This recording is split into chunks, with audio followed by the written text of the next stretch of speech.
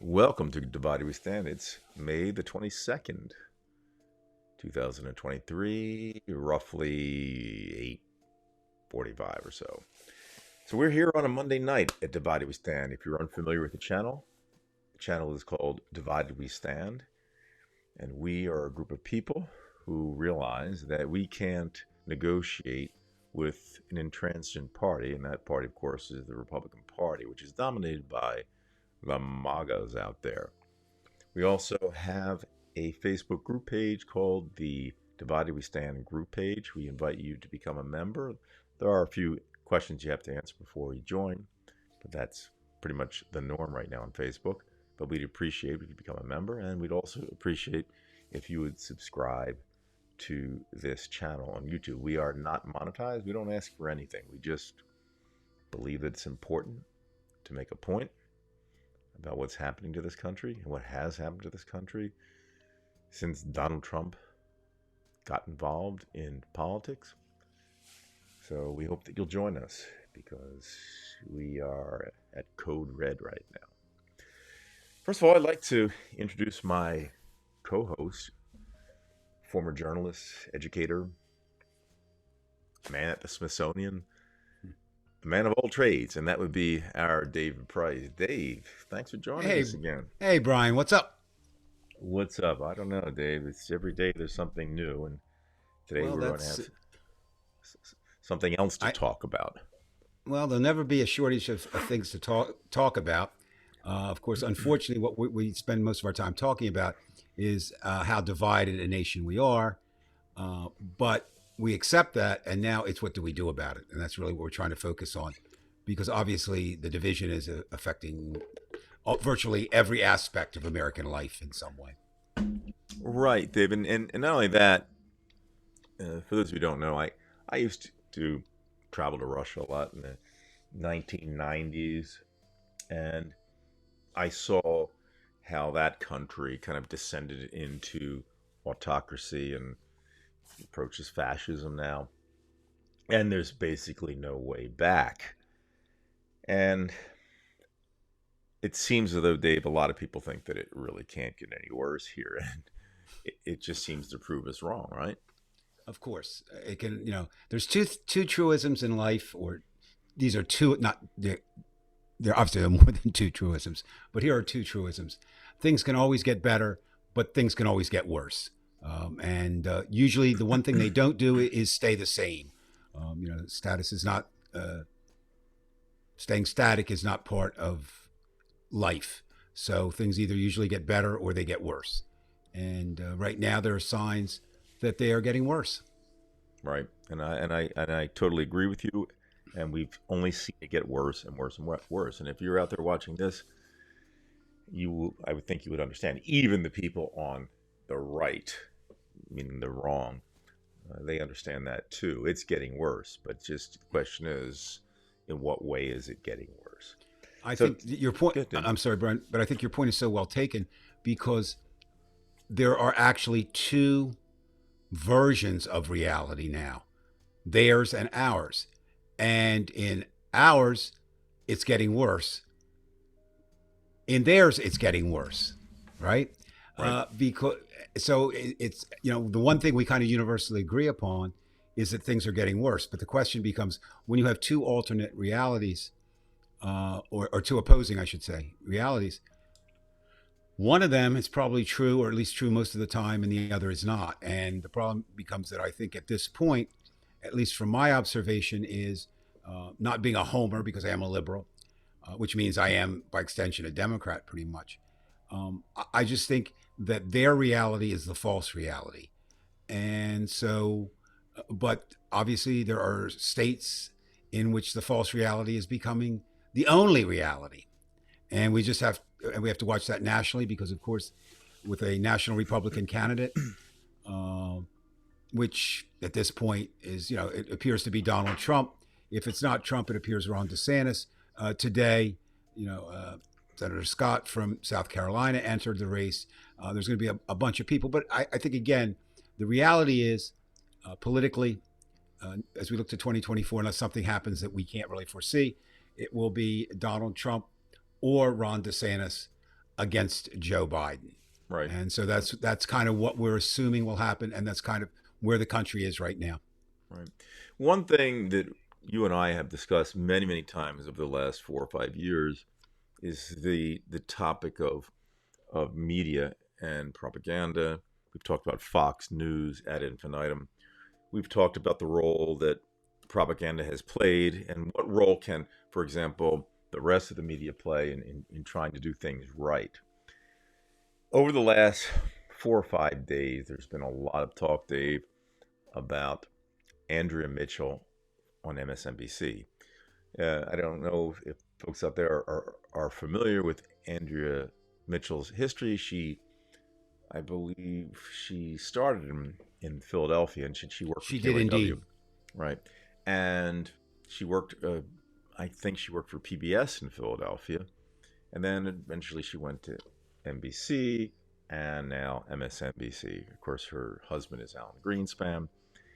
As far as I know, Dave, she is a registered Democrat. Not that that matters, but it kind of does matter within the topic tonight. So where do I begin with this? The last 5 or 6 days, there's been a lot of chatter on Twitter, and actually beyond Twitter, but generally on Twitter about Andrea Mitchell and her recent interviews over the last week. She interviewed Congressman Bob Good, who's a right-wing lunatic from Virginia, although he's not originally from Virginia, and Byron Donalds from Florida, two right-wingers. And Dave, the general tone on Twitter is that Andrea Mitchell must go because she simply is not really pressing the issue with these people. We're going to look at these threads to give it first an idea of what's been going on here. So already, I mean, one of the first tweets you see is Andrea Mitchell must go. Andrea Mitchell is the last person on cable news to comment on Biden. Appears old. Okay, that's getting personal about her. Andrea Mitchell should go quietly into retirement. She's living in a world that no longer exists, where journalists could play devil's advocate, highlight both sides of the issue. The other side, Fox, only lies, giving them airtime on MSNBC is ridiculous. Andrea and Chuck must go. Now, they're talking about Chuck Todd, and one of the things that Chuck Todd has been guilty of in the past, according to many MSNBC viewers, is he's too weak. He's simply, you come from, the Chris Matthews and the Lawrence O'Donnells, especially Chris Matthews, because he was the one who had, I believe, the 7 o'clock slot, and he was really tough. He'd ask the tough questions, and he would not stop until you get an answer. But the Todds and the Mitchells of the world, they have a different way of doing things. And now Andrea Mitchell's 76. Her show, I believe, is on at noon, so there's not a lot of viewership as compared to, say, watching Lawrence O'Donnell or Chris Hayes or Joy Reid, for that matter, or Rachel Maddow on Mondays.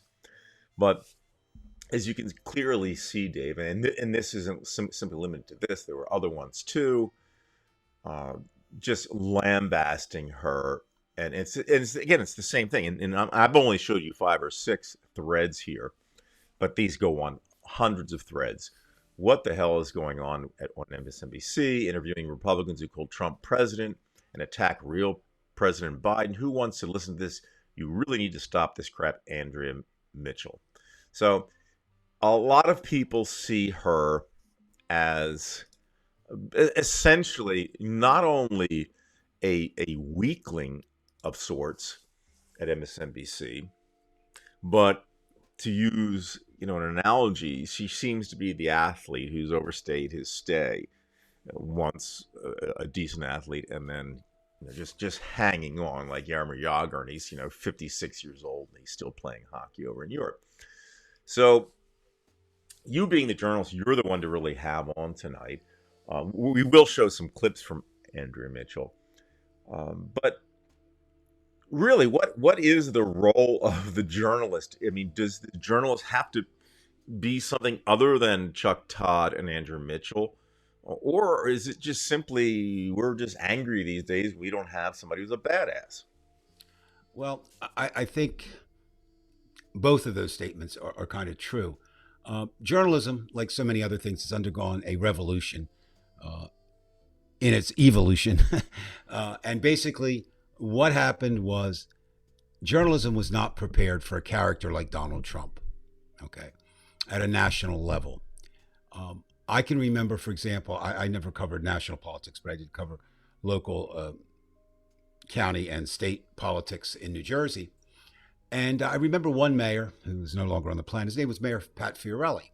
And you had to know that Mayor Pat really didn't care about the truth, but not in the way that Donald Trump does. And I'll give you an example.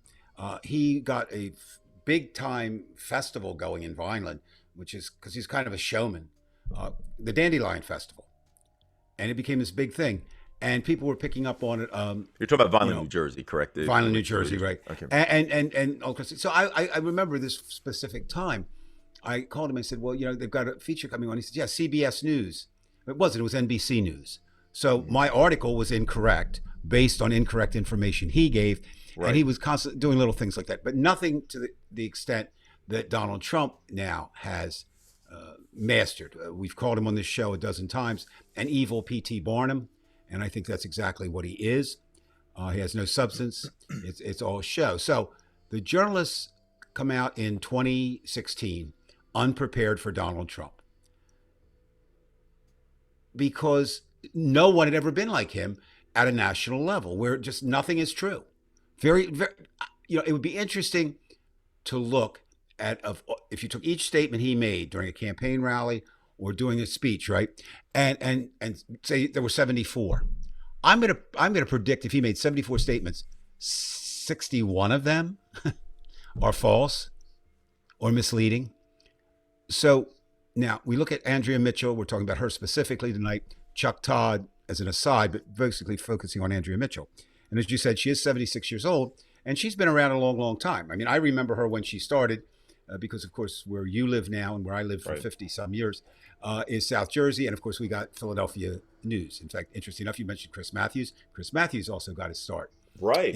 He's from the area. In Philadelphia. And first of all, what you would hear in the background of Andrea Mitchell, she started at a time when women really weren't dominant at all in journalism. Okay. I started on the newspaper in 1974. And we, in that local paper, still had a women's page.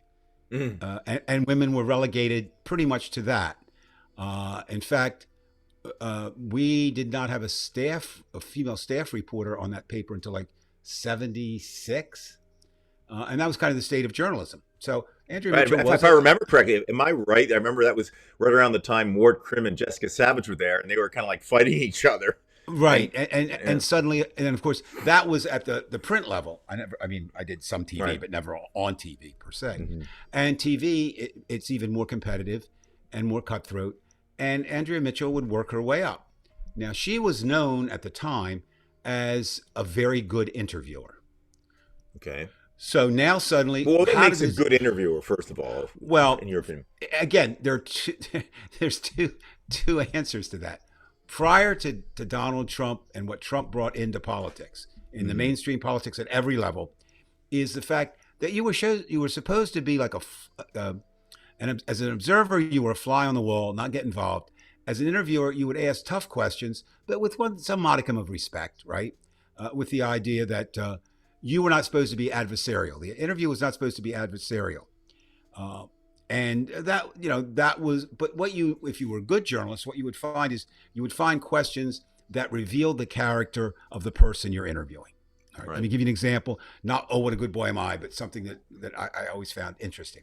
So we had a sheriff at that time in Cumberland County who was a big law and order guy, right? Big law and order guy. Actually, kind of guy if you not bad as a sheriff if you want a law and order sheriff. And his name was George Castellini, and he was pretty powerful out of Vineland, had a big political base. But as he won a few elections, he started to get a little sloppy, and somebody was running against him. It was a race, and I was assigned to cover politics then. And this candidate who was running against him on the Republican side said in a press release, we had a couple of charges, of things of holding him accountable. So I wanted to reach him, and I had a deadline the next day to get it in. So I was able to track him down, and he was at a bar. Now, there's nothing wrong, with going to a bar, right? He got on the phone. I identified myself as a reporter. I said I have a couple questions, and he proceeded to answer those questions. One of his responses was, he's too damn friggin' dumb to find his way out of a phone booth. So he said it. So to me, fair game. I could put it in. And what I wanted to do was not only capture the moment, but say, if you want this kind of guy for sheriff, right, then fine, right? But if you want somebody who's going to love prisoners back to health, this is not your guy. Right. And so it ran. And of course, sometimes the powers that be don't understand that reporters have sources all the way down to custodians, right? In fact, you want low-level people because they'll tell you the truth. So a couple of the officers called me and said, Dave, you're in trouble. I said, we've got a shoot to kill order out on you if we find you on the road. I said, what? He said, Castellini's is going nuts. And he's, he's saying, this is horrible. I said, what? We said, what that motherfucker have? Did he have a tape recorder? Which is the highest praise you could give, right? To a reporter. Right. I didn't have a tape recorder. So what I'm trying to say is there were always controversies involving interviews, but basically the controversies came from the person being interviewed, not the people reading the interview, right? Right. Or it came from someone who had a vested interest in that. For example, maybe the Democratic campaign chairperson would have gotten a hold of me and said, that article is completely wrong, which it wasn't. But anyway, now we move forward to Trump. And what happens? Well, with Trump just being this force and lying all the time, now the question becomes, what do you do? Now, I was only at one rally. I was in Atlanta, living in Atlanta at the time that Donald Trump got elected. And I did go to one of his rallies, and it was pretty amazing to watch. And the way he was attacking the journalists, if you've ever seen a rally, they put them in one spot, right? Kind of central, because the cameras are there and the reporters are there. And it's like this press section, right, if you will. And I mean, he was really going after them. And I thought, man, I would have stood up and just walked out or done something, but they sat there because that's what they're supposed to do at that point. So I think it's important for anyone to understand that the way journalists were raised prior to at least in the 20th century, were raised to be objective and not obsequious, but somewhat respectful and a distance, and make sure you did not become the story. Now, all that's kind of gone out the window. And I mentioned I was in Atlanta, and I came back after that. And at that point, the museum, which unfortunately is no longer open, the Museum of News, it was on Pennsylvania Avenue in Washington. I went there frequently to hear talks. And of course, they would bring a lot of journalists in. And they had this one, and I went, and it's like the couple of journalists were really attacking the politicians, which I thought, man, something's changed here. It was, it was legitimate and warranted. And so now we have this attack journalism that goes on, right? So what do you have? You have a viewership that is completely divided, right? You probably, and correct me if you think I'm wrong, Brian, you probably don't watch news, of political news, unless you're somewhat interested or involved or have a feeling about politics. It's rare. People don't watch sports if they don't have an interest in sports. It's the same thing. But so you come in, and so that means you've got X number of Republicans watching any given show and X number of Democrats. And what I think is happening, and we'll look more at depth of Andrea Mitchell in a moment, and really you have to examine that specific incident, right? Right. But I think overall people are expecting if they are liberal and they see somebody interviewing Trump or any Republican, they want them to completely eviscerate and destroy that person. Now, Trump is kind of indestructible in an interview. He just talks over you. The greatest quote, I think, of the 2020 race was Joe Biden's. Would you shut up, man? I mean, that's what Right. that was, he was, and now that's totally out of character for Joe Biden. All right. But he got so frustrated, I think, just with trying to deal with, the lies and the talking over. We had the show and talk, a couple of our shows, we've talked frequently about Caitlin Collins and, the interview she did. And she was under a lot of fire for not being tough enough.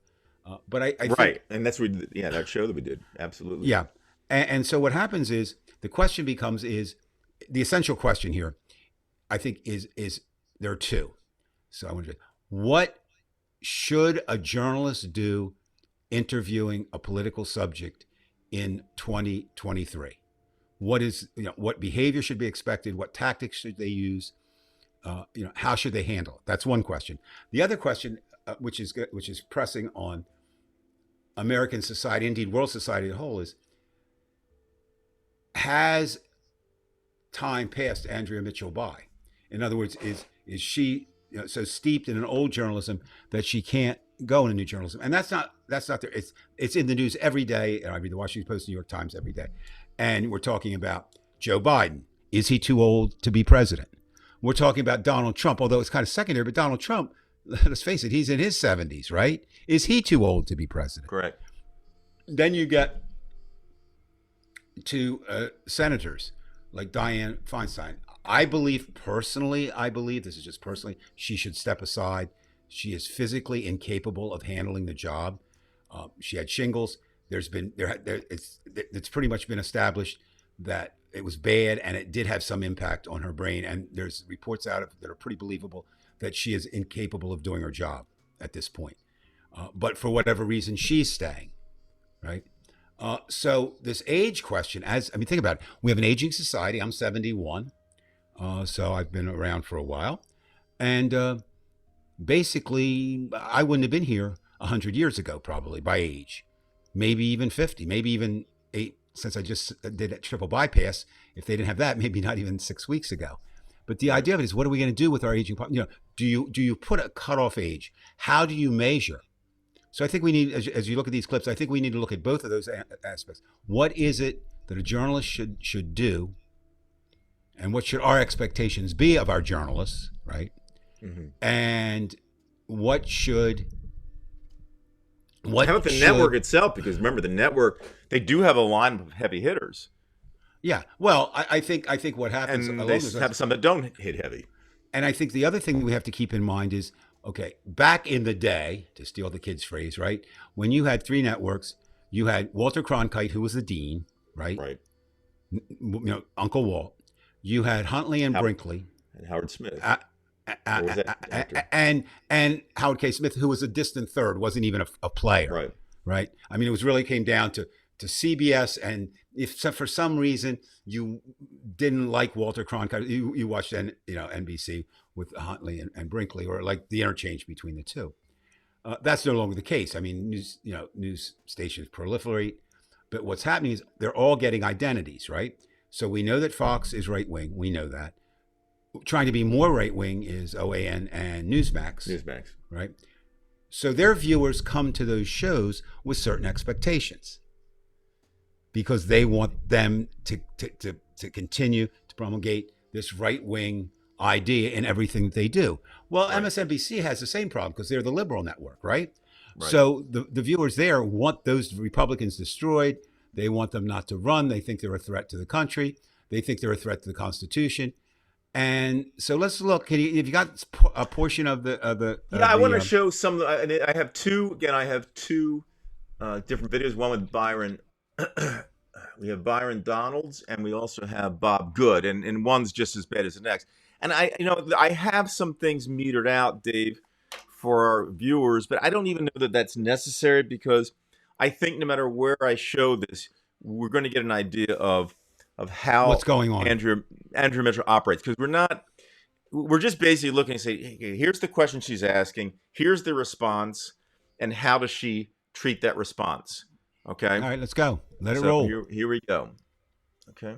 Relief programs. Is that also your bottom line? It's that in conjunction with everything else that the House passed. That's my bottom line. I mean, look, Andrea, here's the key situation. Everybody's known that the debt ceiling was going to expire sometime in June or July. It's not been a secret. And so while House Republicans have painstakingly gone through the process of examining our spending, examining other solutions, we crafted a policy in the House of Representatives. During that time period, not quite sure what the president or Chuck Schumer were doing, and it's really unfortunate that we're at this position right now. If it turns out that the Speaker can only avoid a default with an agreement that can get some Democratic votes to pass, could that cost him his speakership, according to the Freedom Caucus? Listen, that's a very loaded question. If anybody's driving us to default, it's Joe Biden. And the simple reason is he hasn't really done anything. He released his budget a month late, by the way. It was a month late. It's a $7 trillion budget when we only... No, we don't even know if that's true because we supposedly it was in March and she didn't challenge him. Well, I think, okay, that is a point where I think you do need to challenge, all right? Right. If you now there are a couple of things. So where are you getting your dates? Where are you getting your dates? Where and that's all you have to do. I mean, it's just that simple. And you can be very respectful of Representative Donalds. How do you maintain that it was a month late when it was submitted on? And you should know the date, March 9th, something right. like that. Now, journalists can't know everything. All right, they can't. Well, do you think she's actually asking these questions in terms of her question? Because it looks to me like she's reading a teleprompter, but I don't know. Well, they all read teleprompters. I mean, there is no look. There's a danger. There's no worse danger in journalism or politics than going off the tracks. There's just none, right? So everything is scripted out. Of course, she's reading from a teleprompter. Now the question becomes, who designed those questions? And my guess is that Andrea Mitchell designed them. I don't think they're done by a committee. But it's her show. You would think that she has some, Oh, she has she has all pull. I mean, that's now whether she probably has a staff, right? Just as a congressman or a senator or the president has a staff that can do legwork and find out things.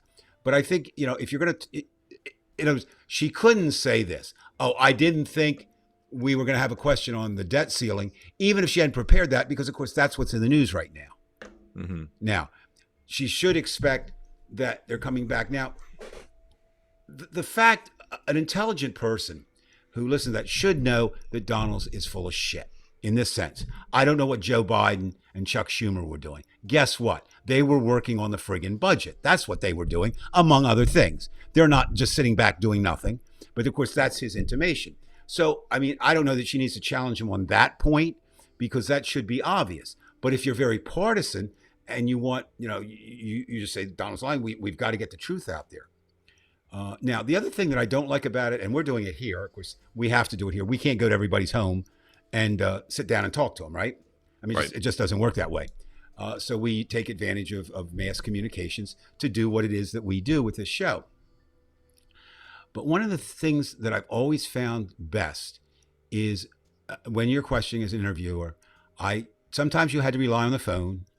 I would do that. I didn't like that. I like to try to go and get to the person. And what I've read about now and talked to my fellow colleagues who are still in the business now, TV is a little different. And of course, post-pandemic, it's even more different because of, the Zooms and this kind of thing.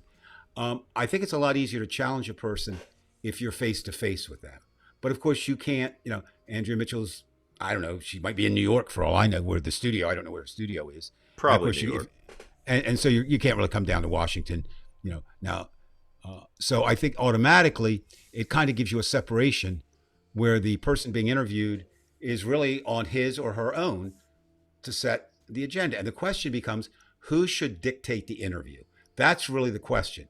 And I think as a journalist, the journalist should dictate the interview by the questions that they ask, right? And then cut them short if they keep, by the follow-up that they ask, and then tying them to, if they give a fact or a number, at least asking, where did you get that number from?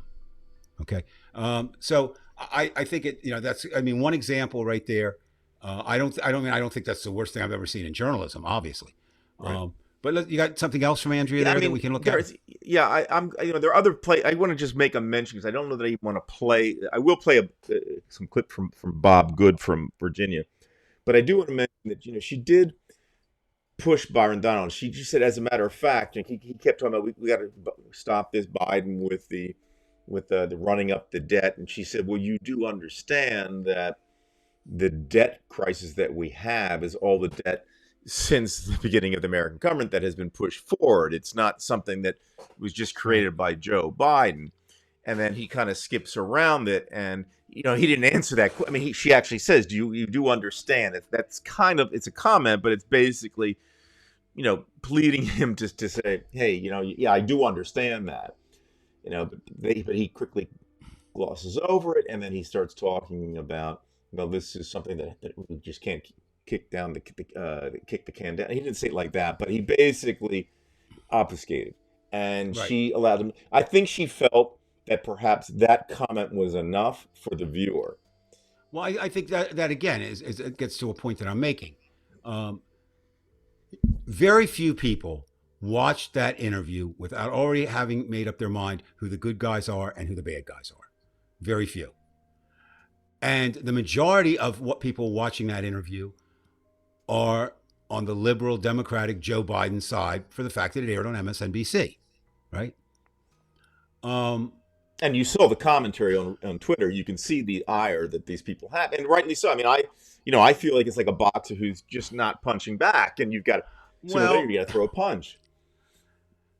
But again, you're talking about an area that's still in flux in terms of two things. Journalism is still not real sure what it's supposed to be in the post-Trump era. It's not. Okay? It's going to take some time, and it looks like it better damn well get good. I mean, I keep coming back to the head of CBS, but his quote was so on the money when Donald Trump ran, and he said, there was a lot of criticism about journalists not pushing Trump and not doing this and not doing that. And he said, look, I don't know how Donald Trump is going to be for America, but I know he's damn good for CBS News. And that's really was the factor. Trump is news. I mean, you can say whatever you want about him.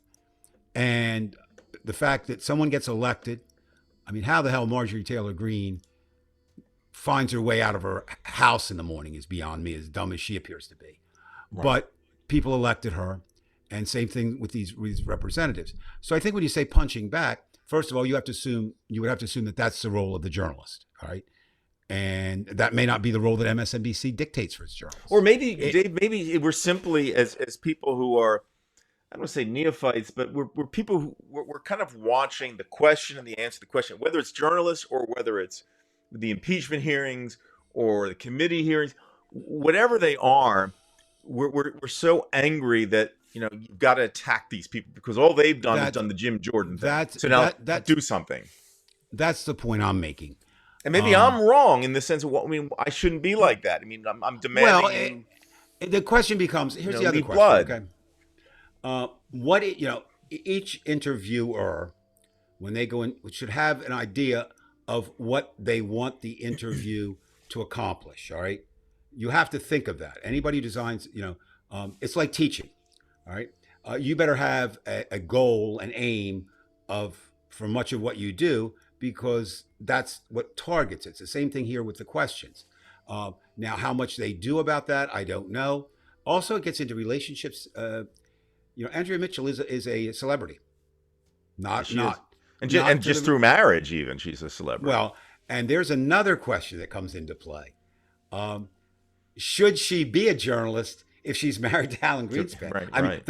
I mean, in the old days, now. Of course, it is her second husband, but yes. I don't care if it's her 48th husband. She's married into a political animal. She's married to a political animal. He's got a name out there, and he makes comments even to this day. And that's what I'm saying. So now I don't want to have the love, the love of your life. It's like with the Cuomo brothers, right? No question in my mind, Chris should have resigned. Right? When he was advising Mario. That was a direct conflict. He had no business doing that. Now you get into some hairy areas. Should Clarence Thomas leave Ginny?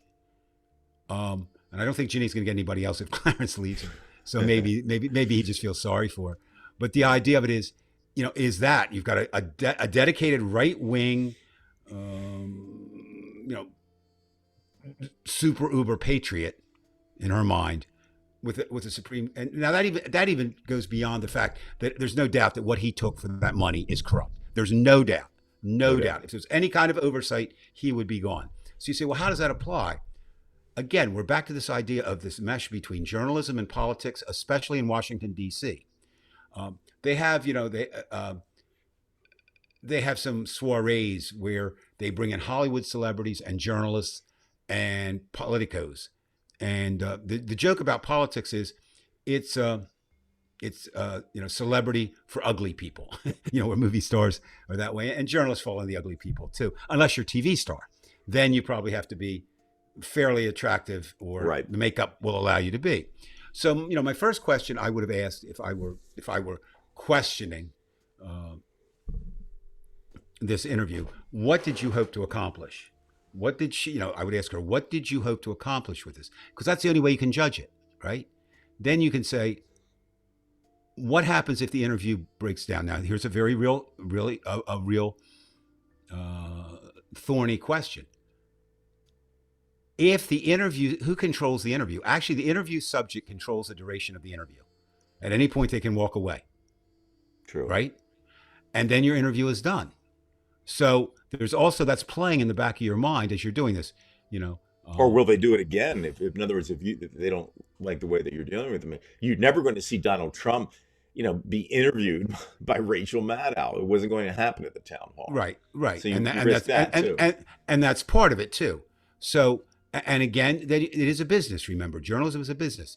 So they may say to Andrea, look, you've got to kind of be our neutral person. I mean, I don't know. I'm not in that. Whether it is air. or not, the fact is that she is what she is. Right. Whether it's NBC deciding it or her, although I've never seen Andrea Mitchell being anything else but Andrea Mitchell. So this isn't anything. When she was with NPR or whatever, and then she's KYW, there was nothing striking about what she did.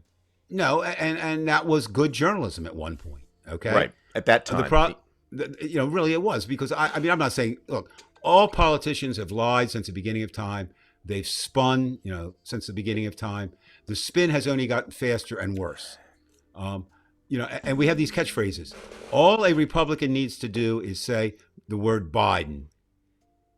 And his listeners or her listeners are often running with their own ideas of Biden. So, and we're going to have to, this is an interesting question. I mean, we're going to have to deal with this. Now, again, this is just something I advise people to do. Do not watch television news. Do not. Okay? Because it is... A third of it is commercials. Well, that's part of it. But the other side of it is it's not objective. It's not good. Really, the two best stations to watch, or the two best news networks to watch, are BBC or Al Jazeera. Think about that. They're outside America. You could actually get a better tone from them. Because, again, they're called... Now, CNN... is an interesting kind of phenomenon, because it's trying to play the middle road, but there is no middle road. It's been anointed by the right as a left-wing organization. Right. There is no middle road. You have as long as they do that, there's no escape. Right. So the other question that I'd like to spend some time with, and I think, get your opinion, and as people listen to this, maybe they can. And we hope that, by the way, that they do, people, if you're watching now, because this is a recorded program tonight, although our other programs are live, please leave comments in the comment section. Because we try to get back to every comment. And again, as we always point out, we're just two guys. I mean, I don't have any insight or psyche that allows me to give the 10 commandments of political journalism or the president or whatever. But the other question I find even more interesting, I think, than for me, because I can kind of resolve the journalism thing, is the age question. I think that's something that's really, really, really, really going to play out in all aspects of America. Now, what do I mean by that? Just a simple question. Should drivers after a certain age have to be retested to drive? Is that constitutional? Is it legal? Is it appropriate? Is it possible? Is it something that should be done? Because I guarantee you today, there are more 90-year-olds on the road and 80-year-olds on the road than there ever been in American history. And tomorrow there'll be more. Literally, it's, we're an aging population, right? It's been stated, and I don't doubt it. It's true. The largest percentage of growth of an age group. Probably they're driving a Buick LeSabre too, right? Well, yeah, probably a big car. It's going to cost. You can always tell. Kids say it's an old man's car. Yeah, well, it's true. But you also have the largest group by percentage growing in America is those over 100, right? Oh, really? Yeah, that's not numbers, right? But I mean percentage, because like Right. maybe I'm being facetious, but maybe there were 12 people over 100, 40 years ago, and now that number is growing. Now, it brings home we did have two kinds of, what should I say, protections if you're worried about ageism. Neither one was in New Jersey. If you were a New Jersey employee in the 70s and into the 80s, you could not work past the age of 70. You had to go. In fact, my mother was a teacher and taught until 70. And as a principal, we say she was great, but we had to actually drag her away from her desk. Now, does that mean at 71 she wouldn't have been as good as she was 70? Does that mean at 70 she wasn't as good? She actually started teaching at age 17. Wow. Yeah, it was a different time. She started in a one-room schoolhouse while she was still getting her degree, and actually took the train to Glassboro, what was then Glassboro State Normal School, teacher school. But anyway, my point being that then we had a second one, because 65, right, the magic age of 65, right, and people wanted to retire. But now I'm not talking about I'm talking about the general population first. It's pretty hard to retire at 65 if you can't make enough in retirement to continue to live. I'm very fortunate. I said I'm just super fortunate by the timing. Even with insurance, I'm one of the few people I know who've had health insurance fully paid since I was 22. Have never paid a dollar into it, and unless the situation changes, will probably never pay a dollar into it until I leave the planet. So again, 65, that was kind of the a magic number, and we don't have that now. With politics, it's even worse, and sometimes with journalism, it's even worse. It gets addicting. Okay, it gets addicting, the power that you get. Whether you're a congressman or whether you're a journalist, and we've said politicians have always had cult of personality in their district, but now they have cult of personality nationally, right, and somewhat internationally. Mm-hmm. Right? You've got Josh Hawley this week, one of your favorite senators from Missouri, comes out with a book about what it's like to be masculine and how America is not being masculine anymore. And interesting, you should look at it, Brian, tonight if you haven't. John Hamm, the actor, came out, who's from Missouri, and of course Hawley's from Missouri, came out with an attack ad saying, look, it begins with courage, and Hawley, you have no courage whatsoever. Right. But the idea of it is, again, that's that Josh Hawley is not too old to be a senator, right? But will he be someday? Well, I hope he won't become a Strom Thurmond, because we don't need someone like that. Well, Strom Thurmond was what, 127 when he finally went, and you find out, and so yes, that's the kind of thing they hold up. Well, Strom Thurmond was still, I think the last time he was elected, if I remember correctly, I think he was 96. It was in the mid 90s. I think it was 96. So now it is hard to tell someone, you can't do. But I do know that I mean, not to be honest, my mental faculties are not the same as they were even 10 years ago. I don't mean I'm losing that much, but for someone who kind of speaks extemporaneously, and when I do lectures, I just don't use notes much. I'm just there. I see it in that, right? Biden, it's evident. Of course, he's had a stutter his whole life, but now it's apparent that he's having a little struggle, I think. Right. Well, they're even saying that about Andrea Mitchell. Not only the fact that she's being weak, but that she's having problems enunciating certain words. But of course, how you use the best analogy of all. It's the athlete who refuses to walk away. Right. And most of the time that's kind of tragic, right? It's nice, It's hard to watch, even now it's hard to watch the old films of Rocky Marciano knocking out Joe Louis. Right. It's just. And interesting enough, this week or last week, we get a story that is the opposite of that. One of the greatest players ever to play in the NFL was Jim Brown, fullback for the Cleveland Browns. He played 9 seasons and left. And was in his prime. He's the only running back in the NFL history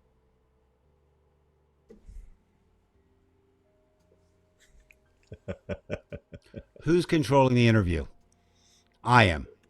Yes. I thought about taking my headphones off and slamming and getting out. Right. Again, remember, now that's something, I'm not saying that's something you should try to avoid, but I think a lot of times viewers put more, what should I say, give the interviewer more power than he or she really has. You know, in the end, my question would be, again, it goes back to something I asked before. Why did MS? Okay, let me ask. These are the questions I would ask if I were doing an investigative report on this particular situation. Andrea Mitchell and these two she interviewed. Number one, why were those two chosen? That would be one question. Okay, why those two and not two others, or if two were the number? When you say those two, you're talking about Bob Good and Good and Donalds. Why? Secondly, what was the reason for that? Well, actually, before that, what is the reason for that interview? What, it has a purpose. What was the purpose? Is the purpose to inform people and try to make them more knowledgeable about the debt ceiling? Then you get to why those two, right? Then you get to the question of what do you hope the audience takes away from that? Because again, it's what's the age-old adage? Never ask a question to which you do not know the answer. Okay, right. And especially in interviewing, it's an art and it's a skill. But as you said, though, Dave, you said yourself that if that was the case, okay, that you're trying to get the answers from these two right-wing Republicans so that the left wing sees how they. But if the news from that interview doesn't even go to that, it goes to Twitter, where Andrea Mitchell's now the news. Well, that's. I mean, look.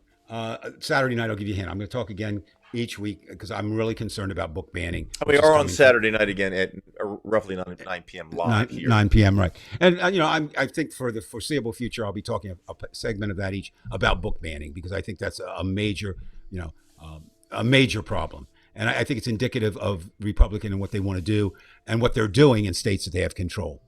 And what happens is this week I'm going to be talking about some librarians who actually are getting death threats on social media for stands that they made. And when you say Twitter, I mean, what's Twitter? Okay, it's a bunch of people bitching and complaining. Okay, right. Let me ask you, do you think Andrea Mitchell's going to change by what she read on Twitter? I'm thinking more about what is MSC getting a feel for it? Because they did bounce Chuck Todd, because that was the gripe about Chuck Todd. Well, that's what I'm saying. So first of all, I don't think it's going to change Andrea Mitchell, right? I don't. Not at the age of 76, if that's... No, I don't think it's going to change either of the representatives who were interviewed. So it comes down to what would MSNBC do? Now, who do they listen to? Sometimes, these groups come out. Now, another thing, I don't want to give away give away too much on the show, but another thing I want to talk about, which I touched on last time, was this ongoing Bud Light controversy. I think that just amazes me. That just astounds me. It's a friggin' beer, people. Right. But again, does MSNBC really look at Twitter? Now, let's look at Twitter for a moment. Twitter was viewed as a type of social media where everybody could kind of respond, right? The Twitterverse, right? More so than Facebook, actually. Facebook, basically, if you look at it and you kind of analyze it, Facebook was friends and family arguing with one another politically until one or the other wouldn't speak to them, right? Right. Twitter was officials and higher, and still family, but more officials and parties and, people, and then the crazies who didn't want to be on Facebook, who had already gotten bounced or thrown off Facebook. Well, now that's changed because Elon Musk has first, let me say, of course, then Twitter started banning some people, right? Trump couldn't be on there, et cetera, et cetera, et cetera. And now with Elon Musk, it's back to now the allegations or the charges are that it's becoming very much more a right-wing kind of organization. And part of that is because he mentioned, I think we'll bring Donald Trump back. Just that idea. Now, you can make a strong argument that Donald Trump should never have been bounced from Twitter. I would make that. As much as I despise and find Donald Trump despicable, my concern is when you start banning, right? When you start banning, then you open the Pandora's box to ban everybody for anything, right? Now, there is an exception for that, or a couple exceptions. If you banned Trump because you believe that he caused January 6th or was an integral part of that, then I think that might be a reason to do it. However, that could be challenged because that hasn't been found to be the case in a court of law yet. And of course, if it ever does get there, it'll get to the Supreme Court. It will. So let me ask you: you're the head of MSNBC. You saw the interviews. You see the Twitter response. What would you do, Brian, with Andrea?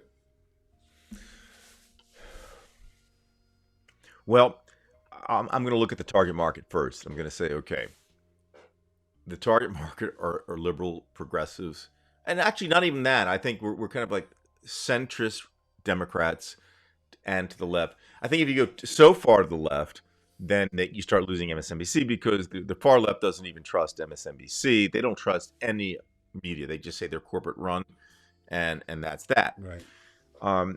So I don't think the centrist Democrat watching MSNBC really has a problem with Andrea Mitchell. So in other words, what I'm saying is a lot of those people who posted on Twitter against Andrea Mitchell were either badass Democrats or just people who weren't really Democrats, but they're just progressives who can't stand weak journalism, so to speak. Now, you did ask me what I would do. Right. And again, it goes back to the target markets here. First of all, she's on a slot that is not really watched. Now, she's got a name. So if they want to make money, they keep her name there. I don't know how long they can keep her. But the very fact that she's married to Alan Greenspan helps because she probably still gets she's an connected. education. The pillow talk is enough to get her she's points. She's doubly connected. Right. So she does have that connection.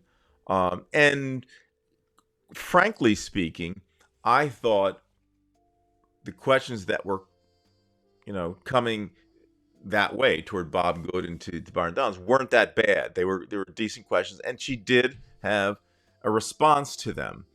So maybe I guess what I'm saying is, yeah, I would like a badass there, but I don't want this to become something like Fox where everybody's, just going to shoot from the hip and just go off. I guess I don't know. I think that she stays. I will say this much. You can't have Chuck Todd. You couldn't have had Chuck Todd on Meet the Press, the regular Meet, not the daily Meet the Press, but the Meet the Press, because you have to Meet the Press. You got to go after somebody. I mean, I don't care who it is. Yeah. And it's interesting. And she's not on Meet the Press, but Chuck Todd didn't deserve to meet the press. A quick aside of somebody who's probably very upset that Chuck Todd was dismissed from that post. One time I was giving a talk at the Thomas Circle Homes, and that's very interesting. Thomas Circle is indeed a real circle in D.C., and it's a residential hall. I said homes. It's really Thomas Hall. Thomas Circle Residence, meaning not the residence, but with its CE. And that is one of the most liberal nursing homes in America. And it was really interesting. So I wanted to give the talk, and I even forget what the talk was about, something. And there was a really kindly looking little old lady sitting by herself up in the front. And somehow I was talking about the museum because I was going to take the group, which I did later, to the museum, a couple of times to guide them there. And somehow she raises her hand, like this, and she says, "Do you know Chuck Todd?" And I said, "Yeah, I do." I said, "Actually, because he's at the museum and stuff." She says, "He's my grandson. Isn't he great?" So I'm laughing, and then something else came up, and she said she knew this person. I said to her, "Ma'am, you should be doing this talk, not me. You're more keyed in than I am." My point being, there's a point to this: is everybody's going to look at every interview through the eyes of what they have and who they are, right? So you're right back to, I think you put your finger really on it. I think most of those people complaining on Twitter were the progressives or the radical progressives, right? Who they don't trust any media, which I think then that they think she's bought off. I say be skeptical. The thing used to be, which you can't do anymore. They said is read multiple or not read. watch multiple shows. What if you watch MSNBC? It's going to be from the left. If you watch Fox, it's going to be another. What's the point? What's the point? And CNN does these kinds of things, also where they're just accused of being blah and.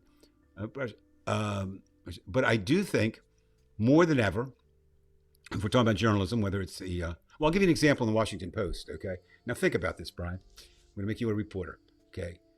The Washington Post now in their newsroom is very connected, right? I mean, when I say connected, social media, that type of thing. If you write a story, there's an electronic board going around, and it tells you how many hits you get on a story.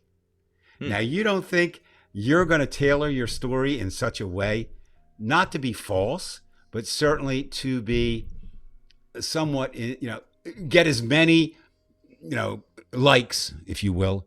Or you want to bat 350 instead of 330. I mean, that's right. And that so that's changed. The art of another thing that changed journalism prior to this, but was interesting, was USA Today. When that came out, they called it the Mech paper, and it showed that people like shorter. Now, the Washington Post doesn't have to do that because in the New York Times they can write really long articles. But our attention span, I mean, I think now I read somewhere where it's down to about 12 seconds. That's about what the average about American. As long as a TikTok video. Yeah, exactly. And that's and that's going to be. Think about that. That's where people are getting their news now. Now, again, TikTok is not a news organization. Right. Facebook is not a news organization. Twitter is not a news organization. They come from somewhere else. But what is passing as a news organization are bloggers, right? I mean, I have blogs, and does that make me an expert? No, it's just anybody can blog. And usually, again, most people who blog either have a passion that they want, or they have something, political agenda to go for. So I don't think this is the last time, we'll be looking at someone like this, whether it's the age question, which I think is going to really come to the forefront between now and 2024. I don't know about you, but I mean, everything, the Post, again, the Times, almost every day there's an article, is Biden too old, or somebody accusing him of being too old. Or then somebody arguing, well, Trump is 76, so isn't he too old? What is too old? You mentioned Bernie Sanders as still being very, Elizabeth Warren. She's to use the cliche, spring chicken. I think she's still very, very effective as a senator. But one of the key questions, whether it's journalism or politics, was what about young people? How do you attract them if your average age in the Senate is 65 and a half? How does that reflect America? And that's a very real question. I mean, how does that reflect? Now, does that mean you somehow parcel it out that you have to have somebody who's 18, a senator? Well, can't be 18 to be a senator, but 25, and you get 25. We need so many 25-year-olds and too many 30 years. No, you can't do that. But what happens, whether it's journalism, is a little bit different than politics. In journalism, as long as you're keeping viewers, you're going to stay in the business. Andrea Mitchell still has a name, as you mentioned, and still viewers come in for her. The other thing is, if you were to try to, one of the reasons, and this is kind of brutal, but it's true.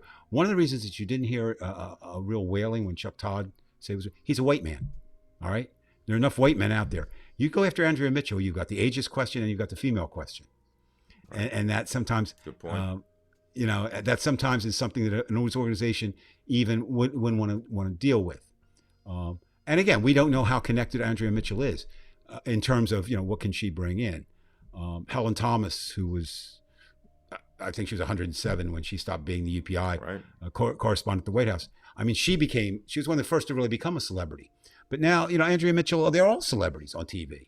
I'll give you an example of something that I just think is kind of odd. And as I mentioned numerous times on the show, my grandchildren live in Tuscaloosa, Alabama. My son is a professor at the University of Alabama.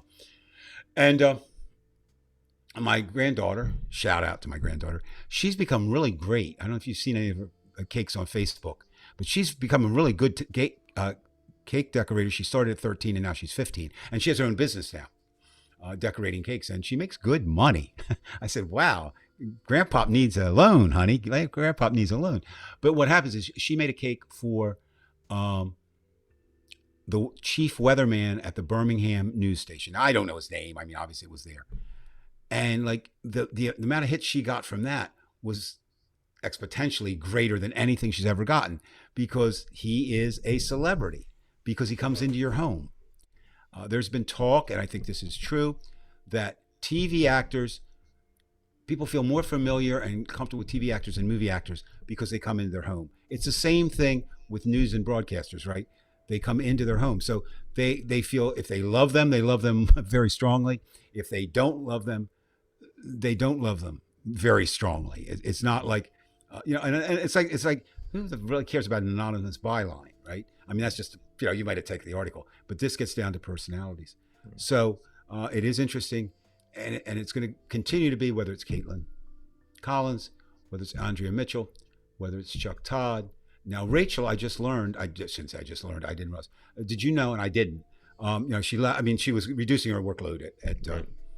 She's going to do Mondays now. Well, she does. She's do actually, Mondays. what? Yeah, She but that's does it. Mondays. I'm just saying Mondays. she's going to do just Mondays. She does Mondays.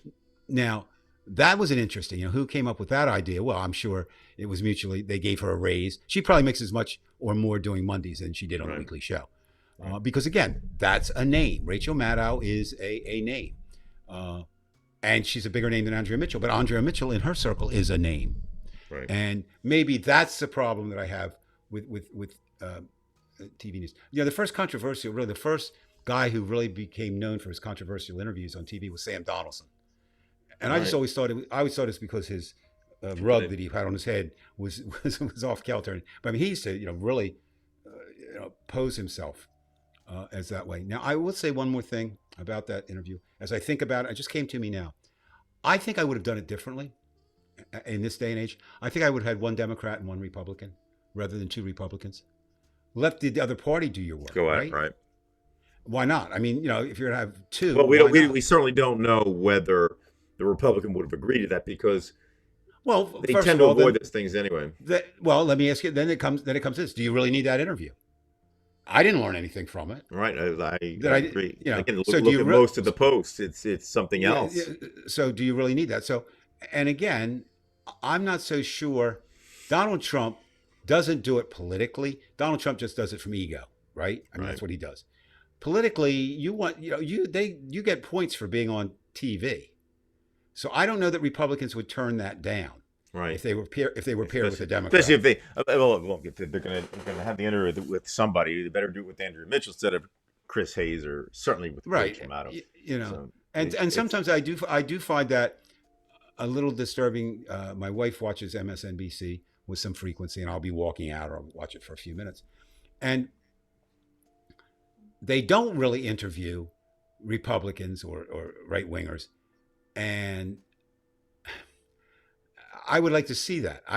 Now maybe they don't come on like you said. Maybe they they show clips of Republicans and then they make. But that's it. But I mean, and commentary. And I think that's the other thing. And we've talked about that ad infinitum on the show. But I think it's something that bears in mind again because every time you have new viewers or new listeners, I think that it really should be not Fox News. It should be Fox commentary. I think it should be MSNBC commentary. Really, right. Well, it certainly is because you have hour-long shows. And again, you say, well, why? There's a lot. That's personal. But also, part of the reason I think historically is when Ted Turner came up with this idea of 24-hour news, he was laughed at just as the people who did USA were laughed at. And Ted Turner, whether you like the man, whether you don't, whatever you think of him, had an idea whose time had come. He took. Now there were some things that happened that helped that.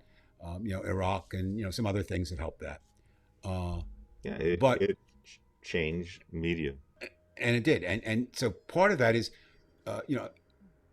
it's very expensive to put on a TV show, but news became a way that was the cheapest of all to produce.